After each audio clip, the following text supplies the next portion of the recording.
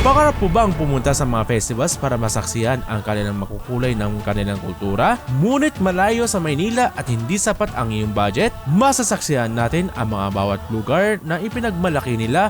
Ito ang itinuturing the mother of all festivals ng Pilipinas upang maipakita ang kanilang kasaysayan at kultura ng bawat lugar. Ngunit ngayon lang sila nagkaroon ng ganitong kaganapan pagkatapos ng 4 na taon dahil sa pandemya. Tunghayan natin ang aking kwento, ang makukulay ng mga festivals na talagang buhay na buhay.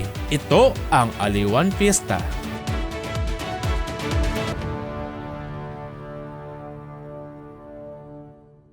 Ang Aliwan Fiesta ay isang malaking pagdiriwang sa Pilipinas na nagaganap taon-taon. Nagsimula noong taon 2003 at ginaganap ito sa harap ng Aliw Theater. Ito ay isang makulay at masayang event kung saan nagmula sa iba't ibang bahagi ng bansa ang mga kalahok para ipakita ang kanilang mga kultura, sining at tradisyon. Mula noon, ito ay naging isang taon ng tradisyon na nasasaksihan ng mga Pilipino at turista mula sa iba't ibang panig ng bansa. Maraming kompetisyon tulad ng street dance, float parade at beauty pageant ang dinaraos dito. Kabilang ang mga kalahok, ang Manggaan Festival ng Guimaras, ang Halamanan Festival ng Ginto Bulacan, ang Kangga Festival ng Mompog Marinduque, at syempre hindi nagpapatalo ang Hamaka Festival ng Taytay Rizal at marami pang iba. Dahil first time makadalo ng Aliwan Fiesta, parang nasa ibang lugar ka na.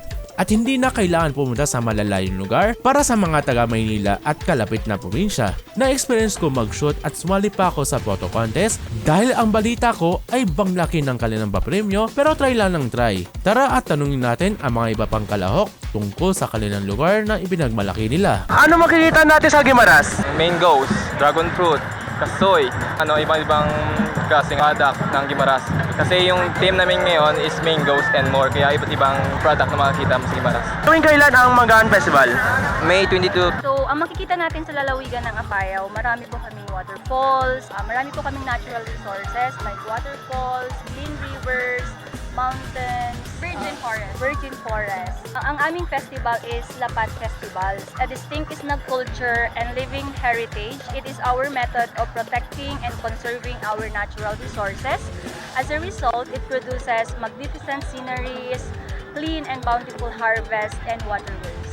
So yon ang aming festival. Ginaganap ito sa Kalanasan, Apayao po.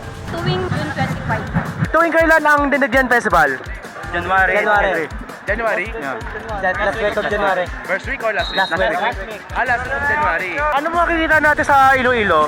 Tourist spot sa mga tulad ng Esplanade, mga plazas, at yung downtown namin. Ano po meron sa Ayat? Pagtatanim po ng mga balay, Yun po yung namin, parang culture po namin yung Ayala. Tuwing kailan yung festival ng Ayat Festival? May po. Pero kami po ang baknotan po. Tapos kami po yung mag-represent ng Anglo. Ano yung pinaparoon ko sa Giginto? Maghahalaman po ng mga platita po yung mga hilig ko sa paghahalaman.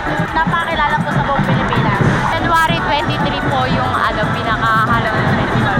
Ang layunin ng Aliwan Fiesta ay ipakita at ipagmalaki ang iba't ibang yaman ng kultura ng Pilipinas.